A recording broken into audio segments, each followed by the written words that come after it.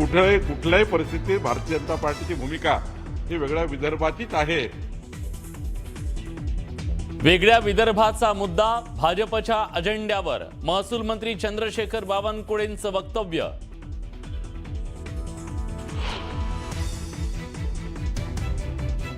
एका गटातून 22 आमदार जाणार असं ऐकलंय। आदित्य ठाकरेंकडून राजकीय भूकंपाचे संकेत, तर शिवसेनेचे आमदार आमच्याकडे घेऊन यायचं काय, ते आमचेच आहेत। मुख्यमंत्र्यांनी खोडून काढला आदित्य ठाकरेंचा दावा। धनंजय मुंडेंनी अजित पवारांसोबत मुख्यमंत्र्यांची घेतली भेट। पोलीस महासंचालक रश्मी शुक्लांच्या उपस्थितीत चौघांची बैठक झाल्याची माहिती। जरांगेंनी केलेल्या आरोपांच्या पार्श्वभूमीवर बैठकीला महत्त्व। पुण्यातील कोंढवा जमीन गैरव्यवहार प्रकरणातील आरोपी रवींद्र तारूला 8 दिवसांची पोलीस कोठडी, तर सूर्यकांत येवलेच्या जामीन अर्जावर 16 डिसेंबरला सुनावणी। बिबट्याच्या हल्ल्यात मृत्यू झालेल्यांच्या नातेवाईकांना सरकारी नोकरीचा वन विभागाचा प्रस्ताव। वनमंत्री गणेश नाईकांची माहिती।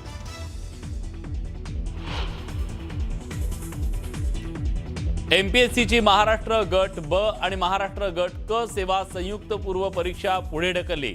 21 डिसेंबरला होणाऱ्या परीक्षा आता 4 जानेवारी आणि 11 जानेवारीला होणार।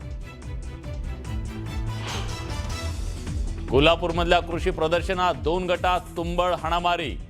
सतेज कृषी प्रदर्शनात झालेल्या मारहाणीचा व्हिडिओ व्हायरल।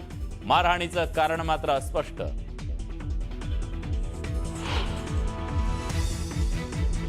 कणेरी मठाचे काडसिद्धेश्वर महाराजांवर गुन्हा दाखल। लिंगायत समाजाच्या भावना दुखावल्याचा आरोप।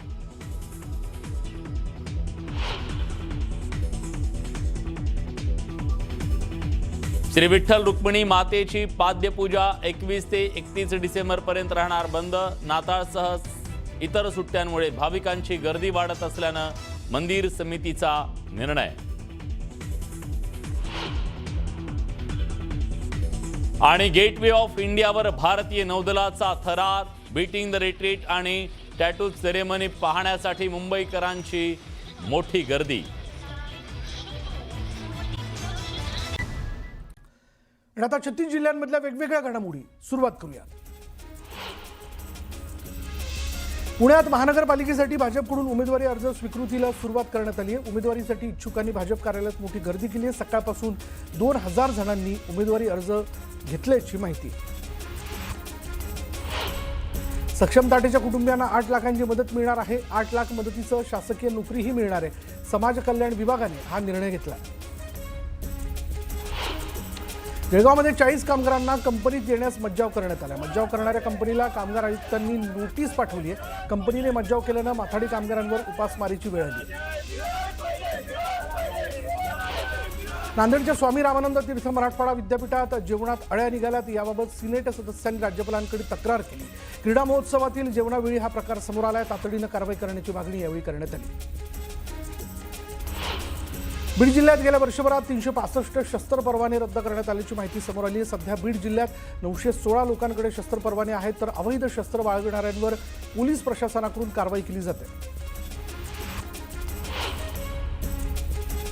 जळगाव महानगरपालिकेचे आयुक्त ज्ञानेश्वर डेरेंना हटवण्याची मागणी करण्यात आली आहे। जळगाव फर्स्ट नागरी मंचकडून आयुक्तांवर निष्क्रियता आणि भ्रष्टाचाराचे आरोप करण्यात आले। तातडीनं आयुक्तांना न हटवल्यास तीव्र आंदोलनाचा इशारा देण्यात आला।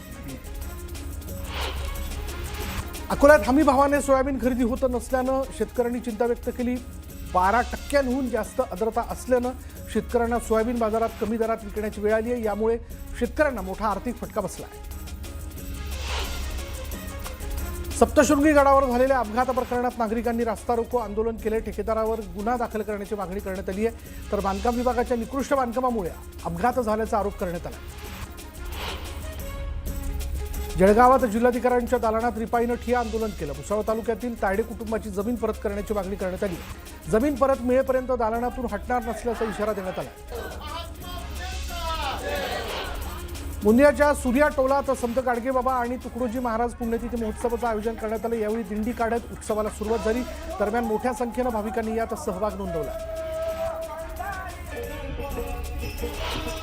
अहिल्यानगरच्या किनी तशे परिसरात बिबट्याच्या हल्ल्यात एका महिलेचा मृत्यू झाला. ग्रामस्थांनी वन विभागावर निष्काळजीपणाचा आरोप करत रास्ता रोको आंदोलन केले. तातडीनं बिबट्याला जेरबंद करण्याची मागणी करण्यात आली.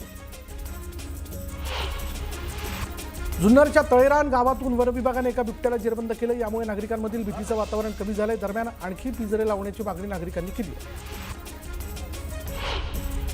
महाविकास आघाडीचे नेते उद्या विधानसभा अध्यक्ष आणि विधान परिषद सभापतींची भेट घेणार आहेत. दोन्ही सभागृहातील विरोधी पक्ष नेतेपदाबाबत चर्चा करण्यासाठी महाविकास आघाडीचे नेते अध्यक्ष आणि सभापती यांची भेट घेणार आहेत. धनंजय मुंडेंनी अजित पवारांसोबत मुख्यमंत्र्यांची भेट घेतली. पोलीस महासंचालक रश्मी शुक्लांच्या उपस्थितीत चौघांची बैठक झाली. मनोज जरांगे पाटलांच्या हत्येची सुपारी दिल्याचा आरोप धनंजय मुंडेंवर करण्यात आला. या पार्श्वभूमीवर ही भेट घेण्यात आली. अधिवेशनाच्या पहिल्या दिवशी वेगळं चित्र पाहायला मिळालं. निलेश राणे आणि रवींद्र चव्हाणांनी विधानभवन परिसराच्या आवारात भेट घेतली. दोन्ही नेत्यांमध्ये हसत खेळत मोकळ्या वातावरणात चर्चा झाली. आपला रवींद्र चव्हाणांसोबत कोणताही वैयक्तिक वाद नसल्याचं निलेश राणेंनी सांगितलं. निवडणुकीतला वाद आता मागे पडल्याचंही निलेश राणेंनी स्पष्ट केलं. शिवसेना उभाटाचे आमदार सुनील प्रभू यांनी मंत्री संजय शिरसाटांची भेट घेतली. यावेळी दोन्ही नेत्यांमध्ये चर्चा देखील झाली. दरम्यान मतदारसंघातील कामासाठी ही भेट झाल्याची माहिती सुनील प्रभू यांनी दिली. तर प्रभू माझे चांगले मित्र असून त्यांच्यासोबत कोणताही दुरावा नाही असं संजय शिरसाट म्हणाले. यापूर्वी 2 महिन्यांचं अधिवेशन व्हायचं, मात्र आता एकाच आठवड्यात अधिवेशन संपणार. पहिल्या दिवशी सरकारने पुरवणी मागण्या मांडल्या. बिलं मांडली. फक्त पुरवणी मागण्यांसाठीच अधिवेशन घ्यायचं असेल तर एक दिवस बोलवून एकाच दिवशी अधिवेशन संपवून टाका असं म्हणत नाना पटोलेंनी नाराजी व्यक्त करत सरकारवर टीका केली. भास्कर जाधव हे जास्त आक्रमक असल्यानं त्यांना थांबवण्यासाठी विरोधी पक्षनेतेपदाचं निव्वळ आमिष दाखवलं जात असल्याचा टोला उद्योगमंत्री सामंतांनी लगावला. तसंच शिवसेना उभाटाकडून विरोधी पक्षनेतेपदासाठी वेगळ्याच नावाची चर्चा सुरू असल्याचंही त्यांनी सांगितलं. विरोधी पक्षनेतेपदावरून भास्कर जाधव चांगलेच आक्रमक झाले. सत्ताधारी पक्षाला संविधान मान्य नसल्यामुळेच ते विरोधी पक्षनेता बनवत नसल्याची टीका जाधव यांनी केली. तसंच उदय सामंतांच्या टीकेलाही त्यांनी प्रत्युत्तर दिलं. आपण आक्रमक असल्यामुळे सत्ताधारी आपल्याला घाबरतात असा टोला भास्कर जाधवांनी लगावला. विधिमंडळाच्या कार्यालयात भास्कर जाधवांचं नाव कळवलं आहे. नाव देऊन 11 महिने होत आले, मात्र अद्याप विधानसभा अध्यक्षांनी कोणताही निर्णय घेतलेला नाही. महाविकास आघाडीतील तिन्ही घटक पक्षांनी एकमताने जाधवांचं नाव दिलंय असं शिवसेना नेते अंबादास दानवेंनी स्पष्ट केलं. विरोधी पक्ष नेत्याचं नाव बदलल्याची चर्चा आदित्य ठाकरेंनी फेटाळली. ही चर्चा अफवा असून अफवांवर विश्वास ठेवू नये अशी प्रतिक्रिया आदित्य ठाकरेंनी दिली. 22 आमदार दुसऱ्या गटात जात आहेत असंही ऐकलं होतं असं म्हणत आदित्य ठाकरेंनी एकनाथ शिंदेंना टोला लगावला. शिवसेना उभाटाचे नेते भास्कर जाधव आणि मंत्री प्रताप सरनाईक यांची नागपुरात भेट झाली. अधिवेशनासाठी आलेले नेते एकाच हॉटेलमध्ये मुक्कामी होते आणि यावेळी अधिवेशनाचं कामकाज आणि विरोधी पक्ष नेतेपद या संदर्भात दोन्ही नेत्यांमध्ये चर्चा झाल्याची माहिती समोर आली. शिवसेना पक्षाच्या सर्व आमदारांची उपमुख्यमंत्री एकनाथ शिंदे बैठक घेणार आहेत. बैठकीत हिवाळी अधिवेशनाच्या अनुषंगाने चर्चा होणार आहे. महायुतीच्या समन्वयाबाबत ही चर्चेची शक्यता आहे. तसंच मुंबई महानगरपालिका निवडणुकीच्या पार्श्वभूमीवर बैठकीत चर्चेची शक्यता आहे. नागपुरात हिवाळी अधिवेशन सुरू असून विधानभवन परिसरात कडक बंदोबस्त तैनात करण्यात आला आहे. संघ मुख्यालयासह इतर जागांवर सुरक्षा यंत्रणेची करडी नजर असून SRPFच्या 5 तुकड्या, होमगार्डसह 10,000 पोलीस तैनात करण्यात आले. वंदे मातरम गीताला 150 वर्ष पूर्ण झाली. या निमित्तानं लोकसभेत चर्चा झाली. या चर्चेसाठी 10 तासांचा वेळ राखून ठेवण्यात आला. सरकारच्या वतीनं संरक्षण मंत्री राजनाथ सिंह यांच्यासह अनेक केंद्रीय मंत्री चर्चेत सहभागी झाले. आमची चर्चा भविष्यातील पिढ्यांना मोठी शिकवण देणारी आहे. वंदे मातरमने त्याग तपस्येचा मार्ग दाखवला. ऐतिहासिक क्षणाचा साक्षीदार झालो याचा गर्व असल्याचं पंतप्रधान नरेंद्र मोदींनी स्पष्ट केलं. वंदे मातरमने स्वातंत्र्य संग्रामाला बळ दिलं असं मोदी म्हणाले. लोकसभेत ते बोलत होते. वंदे मातरमला मुस्लिम लीगने कडाडून विरोध केला, मात्र जवाहरलाल नेहरूंनी मोहम्मद अली जिनांना विरोध करण्याऐवजी वंदे मातरमला विरोध केला. काँग्रेसने मुस्लिम लीग समोर गुडघे टेकले असं म्हणत मोदींनी काँग्रेसवर निशाणा साधला. MPSCची परीक्षा पुढे ढकलण्यात आली. महाराष्ट्रात अराजपत्रित सेवा संयुक्त पूर्व गट ब आणि गट क ची परीक्षा पुढे ढकलण्यात आली आहे. 21 डिसेंबरला होणारी परीक्षा आता अनुक्रमे 4 जानेवारी आणि 11 जानेवारीला होणार आहे. मुंडवा जमीन घोटाळा प्रकरणातील तहसीलदार सूर्यकांत येवलेंच्या अडचणी वाढण्याची शक्यता आहे. गहाण ठेवलेली जमीन पुन्हा मिळवण्यासाठी लागणारी रक्कम येवलेंनी कॅशमध्ये दिल्याचा आरोप अंजली दमाने यांनी केला. मुख्यमंत्री देवेंद्र फडणवीस यांना पत्र लिहित सूर्यकांत येवले यांच्यावर कारवाईची मागणी करण्यात आली. माओवाद्यांच्या केंद्रीय समितीचे सदस्य रामधेरसह 11 माओवाद्यांनी छत्तीसगडमध्ये आत्मसमर्पण केलं. रामधेरवर 3 कोटी रुपयांचं बक्षीस होतं. महाराष्ट्र, मध्य प्रदेश आणि छत्तीसगड या राज्यांच्या सीमेवर माओवाद्यांनी तयार केलेल्या MMC झोनमध्ये तो सक्रिय होता. गोव्यातील नाईट क्लबला लागलेल्या आगीचं कारण समोर आलेलं आहे. इलेक्ट्रिक फायर गनमुळे ही आग लागल्याचं समोर आलंय. आग लागतानाचा नवा व्हिडिओ समोर आलाय. नृत्याचा कार्यक्रम सुरू असताना इलेक्ट्रॉनिक फायर गननं आतषबाजी करण्यात आली आणि यावेळी फायर गनमुळे छताला आग लागली. या आगीत हकनाक 25 जणांचा मृत्यू झालाय. गोव्यातील नाईट क्लब आग प्रकरणी मोठी कारवाई करण्यात आली. आग दुर्घटना प्रकरणी 3 अधिकाऱ्यांना निलंबित करण्यात आले. पंचायत संचालकांसह GSP, CB सेक्रेटरी, नगरपंचायत सेक्रेटरीवर निलंबनाची कारवाई करण्यात आली. नाईट क्लबला लागलेल्या आगीच्या घटनेनंतर गोवा सरकार ॲक्शन मोडवर आले.